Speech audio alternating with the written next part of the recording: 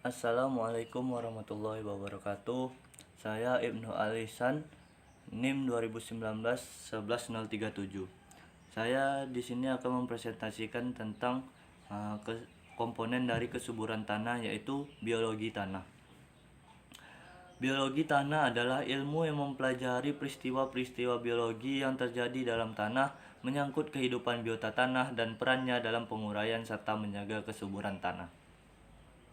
Sifat biologi tanah utama yang perlu kita ketahui adalah yang pertama, keragaman jenis organisme yang hidup dalam tanah. Dan yang kedua, keberadaan jenis organisme tanah yang bermanfaat. Yang ketiga itu populasi organisme, dan yang terakhir itu aktivitas metabolisme organisme tanah. Yang selanjutnya itu pengertian dari organisme tanah itu sendiri adalah organisme tanah atau disebut juga biota tanah merupakan semua makhluk hidup baik hewan maupun tumbuhan yang seluruh atau sebagian dari fase hidupnya berada dalam sistem tanah. Sekumpulan makhluk hidup yang menjadikan tanah sebagai lingkungan ekologis tanpa melangsungkan kehidupannya. Biota tanah yang menghuni suatu kawasan memberikan efek struktur tanah yang gembur, memiliki porositas tinggi dan unsur hara yang melimpah, yang mana kita ketahui di dalam kesuburan tanah tersebut mengandung yaitu tanah yang gembur, memiliki porositas yang tinggi dan unsur hara yang melimpah pada tanah yang subur tersebut. Yang selanjutnya itu biota tanah merupakan pelaku utama kegiatan ekofisiologis mengendalikan proses pedogenik tanah melalui perombakan mineralisasi, merombak bahan organik, humifikasi dan menghancur aduk bahan penyusun tanah, pedoturbasi. Dan yang selanjutnya itu pengelompokan organisme tanah, yaitu organisme yang hidup dalam tanah dikelompokkan berdasarkan berbagai kategori sebagai berikut. Yang pertama itu berdasarkan peranannya bagi tanaman. Organisme yang menguntungkan bagi pertumbuhan dan perkembangan tanaman, organisme yang merugikan tanaman, dan organisme yang tidak menguntungkan dan tidak merugikan bagi tanaman. Beberapa contoh organisme tanah yang menguntungkan bagi pertumbuhan dan hasil tanaman adalah yang pertama, organisme tanah yang dapat menyumbangkan nitrogen ke tanah dan tanaman, yaitu bakteri pemfiksasi nitrogen, antara lain Rhizobium, Azospirillum, Azotobacter dan lain-lain. Yang kedua itu organisme tanah yang dapat melarutkan fosfat, yaitu bakteri pelarut fosfat, Pseudomonas dan fungi pelarut fosfat. Organisme tanah yang dapat meningkatkan ketersediaan hara bagi tanaman, yaitu cacing tanah.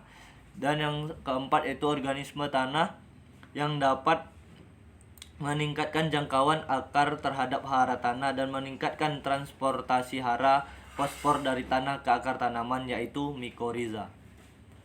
Yang kedua itu berdasarkan sumber karbon dan sumber energi.